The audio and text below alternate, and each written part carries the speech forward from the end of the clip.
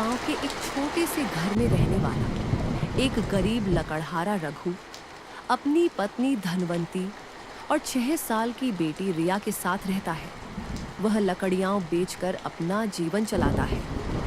लेकिन आज सुबह की बारिश ने सब कुछ बदल दिया। सुबह के समय झोपड़ी के अंदर तेज बारिश की आवाज आ रही थी। रघु अचानक उठकर बैठ जाता है।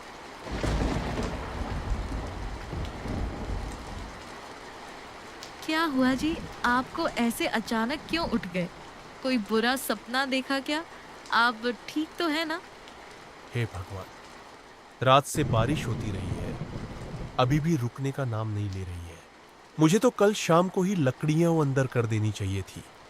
वो सारी बाहर ही पड़ी रह गई। अगर वो सारी लकड़ियां भीग गईं तो मैं बेचूंगा क्या?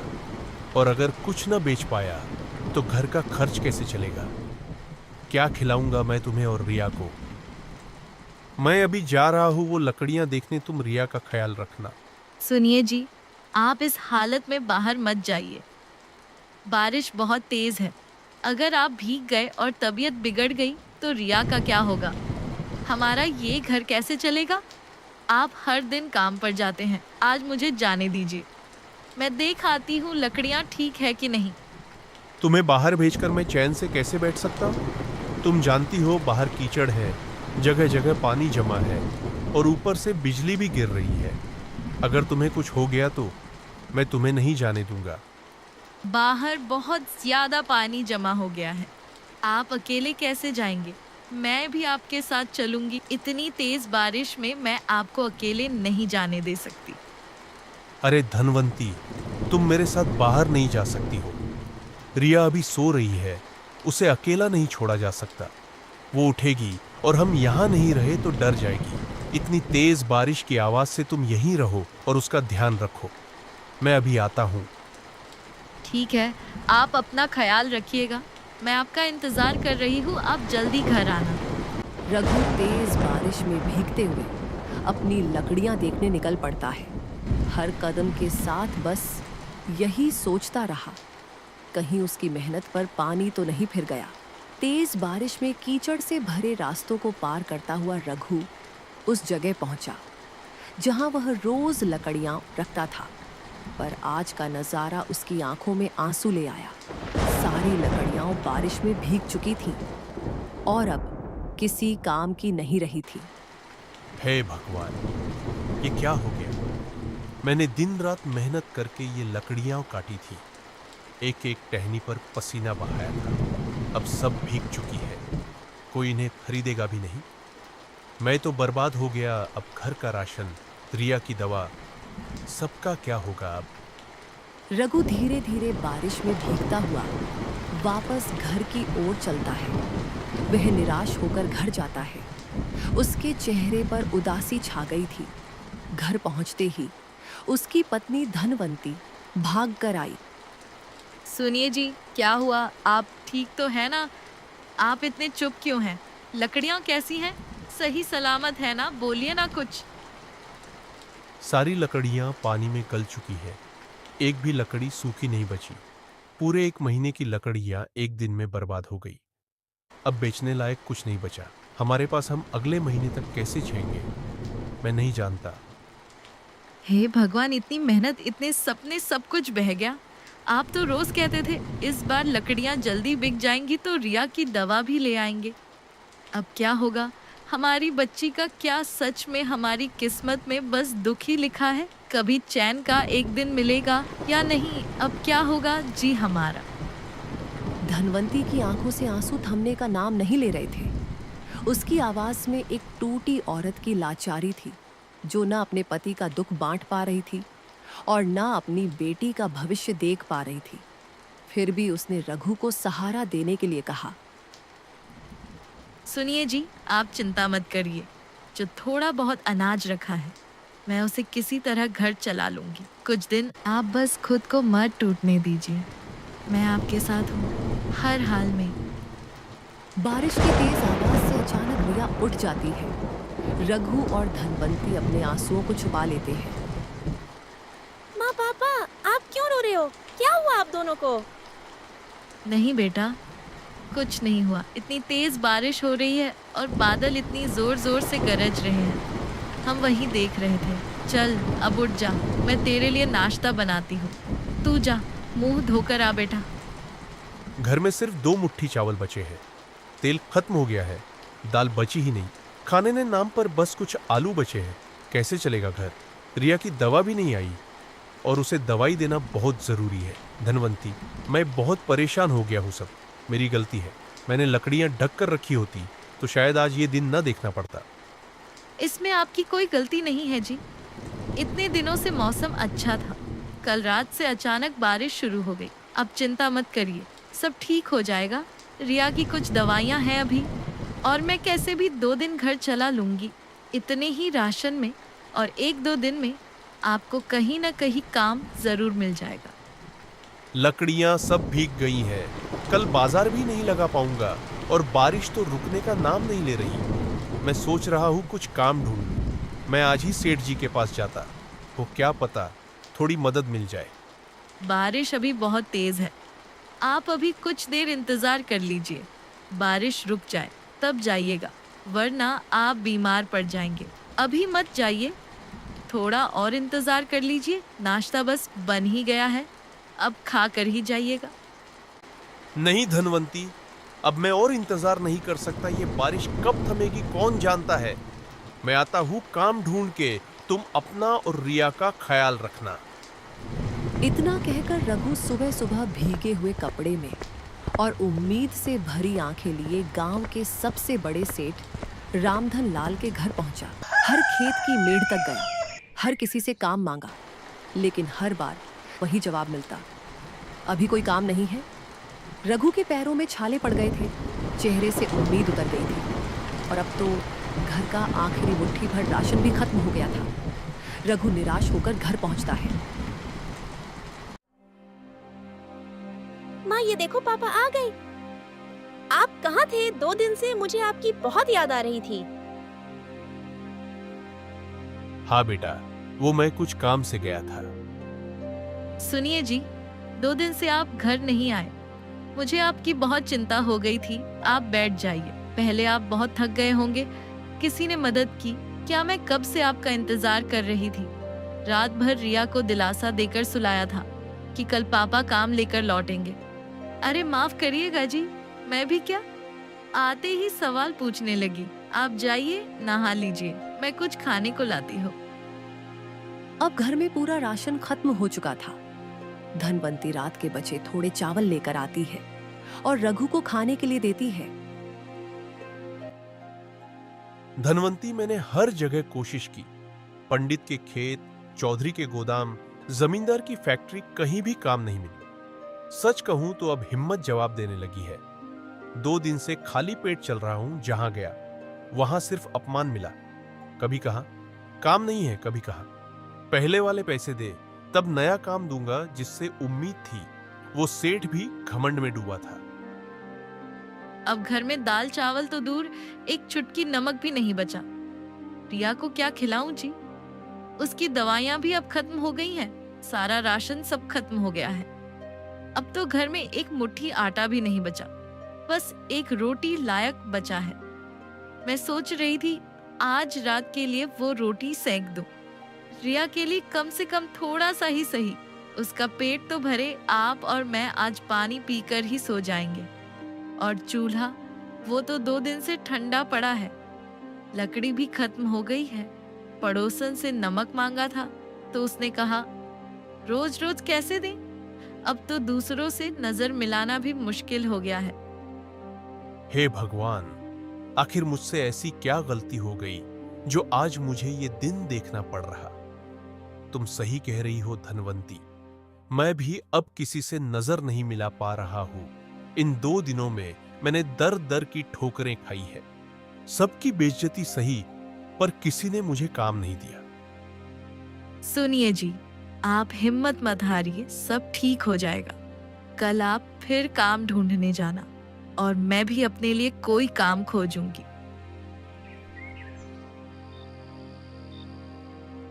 उसी रात धनवंती थोड़े बचे आटे से रिया के लिए एक रोटी बनाकर देती है। माँ, एक रोटी और दोगी क्या? मुझे और भूख लग रही है। मैंने आज दोपहर में भी बहुत कम खाना खाया था, इसलिए मुझे आज बहुत भूख लगी है। मेरी बिटिया रानी, आज बस इतना ही बना था। वो क्या है ना, आटा खत्म हो गया है। कल पापा राशन लाएंगे, तू आज थोड़ा पानी पी के पेट भर ले। कल से तेरी थाली में 2 रोटियां होंगी और साथ में सब्जी भी। सच में माँ, पापा कल राशन लाएंगे? हाँ मेरी बेटी, अब चल तू सो जा। उस रात रघु और धनवंती का दिल टूट जाता है। उनकी बेटी ने उनसे एक रोटी और मांगी और वो दे नहीं पाए। वो रात उन दोनों के लिए बहुत कठिन थी। धनवंती कैसे भी बहाना बनाकर रिया को सुला देती है और रघु अब बहुत लाचार हो गया था। उस रात रघु को बिल्कुल भी नींद नहीं आ रही थी। वो बहुत ही ज्यादा बेचैन और परेशान था। आधी रात को रघु करवटें बदलते बदलते अचानक उठकर बैठ जाता है और धनवंती की भी नींद खुल जाती है। सुनिए जी, आप बहुत बेचैन लग रहे हैं। क्या हुआ, आपको नींद क्यों टूट गई? आपकी तबीयत तो ठीक है ना? नींद नहीं आ रही है क्या? नींद कहां से आई धनवंती, जब आंखों के सामने बेटी भूखी सो रही हो। जब तुमको ये सोचना पड़े कि एक रोटी कैसे 3 हिस्से में बांटे तो नींद नहीं आती, बस दिल कांपता है। मैं बाप हूं, लेकिन अपनी बिटिया को एक रोटी भी नहीं खिला पा रहा, और तुम मेरे कारण आज भूखे पेट सो रही हो। और ऊपर से 2 दिन हो गए काम की तलाश में इधर उधर भटकता रहा, कोई एक मौका तक नहीं मिला। अब तो मुझे खुद से नफरत होने लगी है। आप ऐसा मत कहिए जी। आपने तो अब तक कभी हार नहीं मानी। आपने अपनी तरफ से पूरी मेहनत की, पूरी कोशिश की। आपकी कोई गलती नहीं है जी। ये वक्त भी गुजर जाएगा और फिर से अच्छा समय आएगा। हम भूखे रह लेंगे, पर आप टूटिए मत। हमारी हिम्मत आप ही तो हैं। अगर आप टूट गए तो ये झोपड़ी भी बिखर जाएगी। उस रात रघु की आंखों में नींद नहीं, आंसू थे और धनवंती के दिल में चिंता थी। पर उसने रघु को हौसला दिया, लेकिन अगली सुबह क्या होगा ये कोई नहीं जानता था। अगली सुबह सूरज की पहली किरण झोपड़ी की फटी दीवारों से झांक रही है। अंदर से अचानक रिया के खांसने की आवाज आती है। धनवंती घबराकर उठ जाती है। अरे रिया, क्या हुआ बेटा? ये क्या हो गया तुझे? ऐसे क्यों कर रही है? क्या हो गया तुझे मेरी बच्ची? माँ, मुझे अच्छा नहीं लग रहा है। मेरा सर और पेट बहुत दुख रहा है। हे भगवान, इसका बदन तो तेज बुखार से जल रहा है। अरे सुनिए जी, उठिए, जल्दी उठिए। ये देखो रिया को क्या हो रहा है। इसकी तबीयत ठीक नहीं है। हे भगवान, क्या हुआ मेरी बच्ची को? इसको तो बहुत तेज बुखार है। कल तक तो ठीक थी, अचानक ऐसा कैसे? बेटा क्या हो गया तुझे? कैसा लग रहा है? बोलना बेटा, बोल। धनवंती, इसकी दवाइयां कहाँ है? जल्दी से दवाई दो। मैं कहाँ से दूं दवाई? उसकी दवाइयाँ खत्म हो चुकी हैं। कल सोते वक्त भी वो बार बार बोल रही थी कि सर दुख रहा है। मैंने सोचा थक गई होगी, लेकिन अब तो हालत बहुत बिगड़ रही है जी। हे भगवान, बचा ले मेरी बेटी। देख, जल्दी से अलमारी के ऊपर वाला डब्बा देख, शायद कुछ पैसे रखे हो मैंने। मैं तुरंत दवाई लेकर आता हूँ। धनवंती भागती हुए जाती है, अलमारी खोलती है, लेकिन अंदर से सिर्फ एक 5 रुपए का सिक्का निकलता है। ये देखिए जी, सिर्फ 5 रुपए हैं हमारे पास। इतने में ना डॉक्टर मिलेगा ना दवा। हमारी बच्ची कैसे बचेगी अब? रघु उस सिक्के को देखता है और उसकी मुट्ठी कांप जाती है। वो कुछ बोल नहीं पाता, बस रिया की ओर देखता है जो दर्द में सिसक रही है। आज रघु बहुत लाचार हो गया। सुनिए, एक काम कीजिए, आपके बड़े भैया का घर पास ही में है। उनसे थोड़े पैसे उधार मांग लीजिए, कम से कम दवा तो आ जाएगी। मैं तो अब रिया की ये हालत देख नहीं पा रही। जाइए ना जी, जल्दी जाइए, ये वक्त सोचने का नहीं है। उस सुबह सूरज तो निकला था, लेकिन रघु और धनवंती की जिंदगी में अंधेरा छा गया था। एक बाप अपनी बेटी की जान बचाने के लिए अब अपने आत्मसम्मान से लड़ने जा रहा था। अब वो उसका दरवाजा खटखटाएगा, जिससे उसने कभी मदद नहीं मांगी थी। रघु अपनी बेटी की हालत सोचकर बहुत परेशान है और आखिरकार अपने बड़े भाई के घर की ओर चल पड़ता है। रघु हिम्मत करके दरवाजे पर दस्तक देता है। कौन है बे इतनी सुबह सुबह? ओ रघु, तू क्या काम है तुझे? फिर कुछ मांगने तो नहीं आ गया? कहीं फिर जमीन का हिस्सा मांगने की तो नहीं सोच रहा है तू? भैया माफ कीजिए, सुबह सुबह तंग कर दिया। रिया की तबीयत बहुत खराब हो गई है। सारी दवाइयां खत्म हो चुकी हैं और घर में एक पैसा नहीं बचा। बस थोड़ी देर की मदद चाहिए थी। कुछ रुपए उधार दे दीजिए। रिया की दवाइयां लानी है, बच्ची तड़प रही है। भैया भगवान के लिए कुछ पैसे दे दो, मैं आपको वापस कर लूंगा। बस अभी के लिए मदद कर दो। रघु के भाई का चेहरा एक पल को भी नहीं बदला। अब भी उसकी आंखों में घमंड और आवाज में अकड़ थी। उसके चेहरे में एक शिकन तक नहीं आई। अब तू मेरे घर भी भीख मांगने आ गया रघु? कितनी बार बोला है, अपनी औकात में रहा कर। हर बार कोई ना कोई बहाना लेके चला आता है। बच्ची बीमार है, बीवी बीमार है, तू बीमार है, क्या ठेका ले रखा है तेरा और तेरे बीवी बच्चे का? जब देखो तब कोई ना कोई पैसे मांगने आ जाता है। अजीब, बच्ची की जान का सवाल है, थोड़ी देर को ही सही कुछ मदद कर दीजिए। उधार ही तो मांग रहा है, सगा भाई ही तो है आपका। रिया हमारी बेटी जैसी है, उसकी जान बच जाएगी। दे दीजिए न पैसे। चुप रह, तू तो बस हर किसी के लिए रोना रोती रहती है। तुझे ज्यादा दया आ रही है तो निकल, मेरे घर से जा, समाज सेवा कर। कभी वो बीमार, कभी वो। मुझे नहीं देना एक पैसा भी। सुन रे रघु, तुझे तो मैं एक फूटी कौड़ी भी ना दूं तुझसे, और तेरी बेटी से मुझे कुछ लेना देना नहीं है। अब जा कहीं और जाके भीख मांग। निकल मेरे घर से, जहां से आया है वहीं लौट जा। रघु सब सुनता रहा। उसकी आंखें नम हैं, लेकिन जुबान पर कोई शिकायत नहीं। वो चुपचाप वहां से चला जाता है। एक भाई जिसने कभी रघु को उंगली पकड़कर चलना सिखाया था, पर जब उन दोनों के माँ पिताजी का देहांत हुआ, तब रघु के बड़े भाई रमेश ने सारी जमीन हथिया ली। रघु को एक टुकड़ा भी नहीं दिया उसने। तब से ही उसने रघु से सारे रिश्ते तोड़ दिए थे। रघु उदास कदमों से घर की ओर लौट रहा था। आंखों में आंसू हैं, दिल में टूटी उम्मीद, और बेटी की हालत आंखों के सामने घूम रही है। रास्ता बिल्कुल सुनसान है, बस हवा का शोर और रघु के कदमों की धीमी आवाज। तभी सामने से एक आवाज आती है। अबे रघु, तू इतने दिन बाद दिखा रे भाई। कहाँ रहता है तू आजकल? कितने दिन हो गए तुझे देखे। अरे बबलू, तू सच में तू ही है ना? अबे हाँ, मैं ही हूं। तू कहाँ गायब हो गया था यार? क्या हाल बना रखा है तेरा? कुछ हुआ है क्या मेरे भाई? तू ठीक तो है ना भाभी जी? और रिया कैसे हैं? रघु कुछ पल चुप रहता है, फिर खुद को रोक नहीं पाता और टूट पड़ता है। उसने बबलू को सारी बातें बताई। रिया मेरी बिटिया बहुत बीमार है बबलू, तेज बुखार में तड़प रही है। उसकी दवाइयां खत्म हो गई हैं, पर मेरे जेब में एक भी रुपया नहीं है। भाई से मदद मांगी थी, उसने भला बुरा बोलकर भगा दिया। कहां जाऊं कुछ समझ नहीं आ रहा। मेरी बेटी की जान खतरे में है।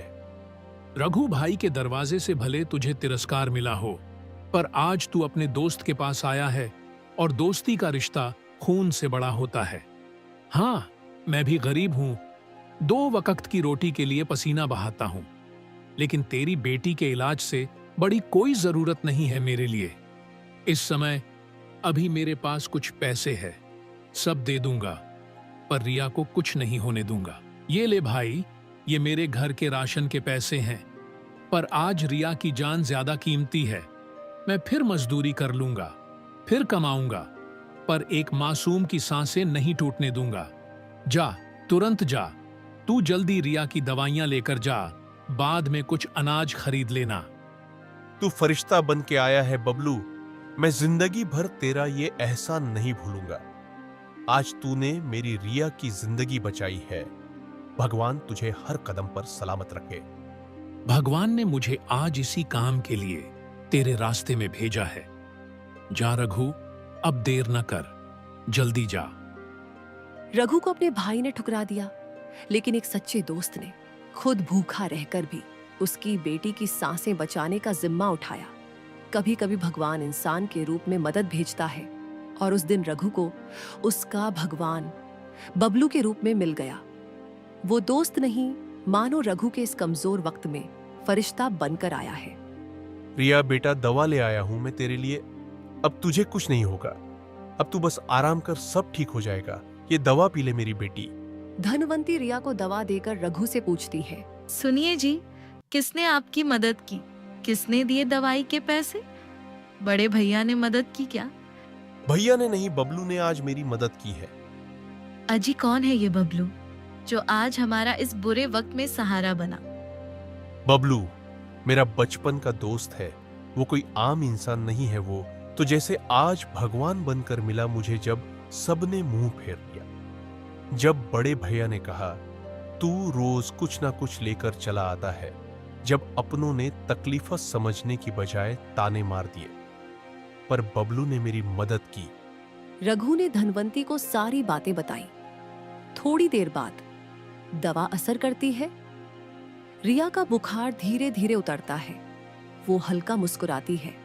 भगवान तेरा लाख लाख शुक्र है, आज जैसे तूने मेरी बेटी को दूसरी जिंदगी दे दी हो, सही समय में एक फरिश्ता भेजकर। रिया की ये मुस्कान ही मेरी दुनिया है। अब मुझे किसी और चीज की जरूरत नहीं, बस तू ठीक रहना बेटा। थोड़ी देर बाद बबलू के दिए पैसों में से रघु हाथ में एक थैला लिए आता है, जिसमें थोड़े चावल, दाल और सब्जी है। बबलू के दिए पैसों से मैं थोड़ा राशन लाया हूं। धनवंती, मैंने तो सोचा था आज का दिन मेरी जिंदगी का सबसे बुरा होगा, लेकिन बबलू की मदद और रिया की मुस्कान ने इसे मेरी जिंदगी का सबसे अच्छा दिन बना दिया। बस अब भगवान की कृपा से मुझे कुछ काम मिल जाए। उसी शाम बबलू रघु के घर आता है रिया से मिलने के लिए। रिया की तबीयत अब ठीक हो गई थी। अरे बबलू मेरे भाई, तू आ भाई, अंदर आ। आज तेरी वजह से मेरी बेटी की जान बच गई। बबलू जी, आपका बहुत बहुत धन्यवाद। अगर आज आप हमारी मदद न करते तो पता नहीं क्या होता। भगवान आपको हमेशा खुश रखे। भाभी जी, ये तो मेरा फर्ज था। आखिरकार दोस्त हूं मैं रघु का। धनवंती बबलू के लिए चाय और समोसे बनाकर लाती है। अरे वाह भाभी जी, क्या स्वाद है। आपके हाथों में इतने अच्छे समोसे और इतनी अच्छी चाय मैंने कभी नहीं पी है। अरे रघु भाई, तू बता रहा था तुझे काम चाहिए, क्यों ना तू इस बारिश के मौसम में गर्मा गर्म चाय और समोसे का ठेला लगाए। मेरे पिताजी की चाय की दुकान थी, पर जब से उनका देहांत हुआ वो जगह खाली पड़ी है। अगर तू चाहे तो वहां अपना काम शुरू कर सकता है। धनवंती और रघु बहुत खुश हो जाते हैं। उन्हें बबलू का यह सुझाव बहुत अच्छा लगता है। मानो फिर से भगवान ने बबलू को उनकी मदद करने के लिए भेजा था। उन सब ने बैठकर सारी बातें करी और आज शाम से ही समोसे और चाय का धंधा शुरू कर दिया। धनवंती रोज समोसे और चाय बनाती और रघु उन्हें ले जाकर बेचता।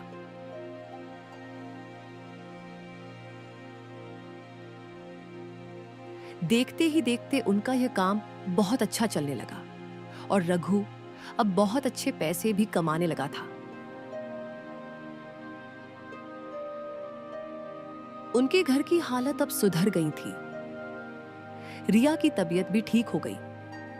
बबलू, आज मैं जो कुछ भी हूं वो सब तेरी मेहरबानी है मेरे दोस्त। भगवान तेरे जैसा सच्चा दोस्त सबको दे। अब सब ठीक हो गया था। रघु अच्छा कमाने लगा था और उसने बबलू के सारे उधार के पैसे भी चुका दिए।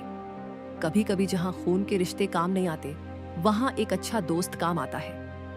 जब हालात बुरे हों, तब भगवान किसी न किसी रूप में हमारी मदद करता है। रघु के लिए वह मदद बबलू था।